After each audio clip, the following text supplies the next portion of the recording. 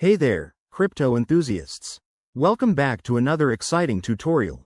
Today, we're tackling how to withdraw Litecoin from Tangem Wallet to Phantom Wallet in 2025.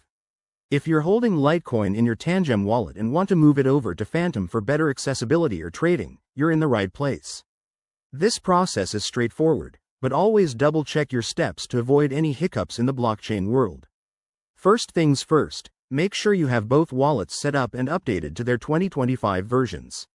Open your Tangem Wallet app on your device.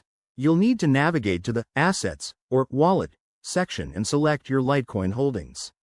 Once there, look for the Withdraw or Send button. It's usually prominent and easy to find. Next, enter the recipient address. This is crucial. Copy the Litecoin address from your Phantom Wallet.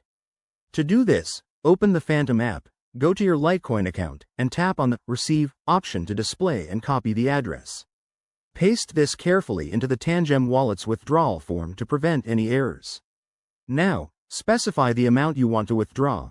Remember, in 2025, transaction fees might be dynamic based on network congestion, so check the estimated fees before proceeding. Once you're happy with the details, hit Confirm and authorize the transaction.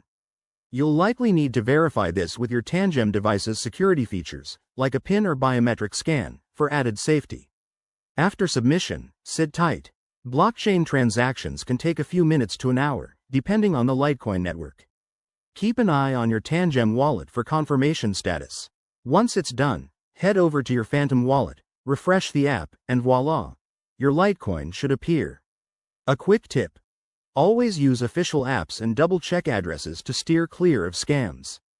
If you run into issues, reach out to the wallet support teams.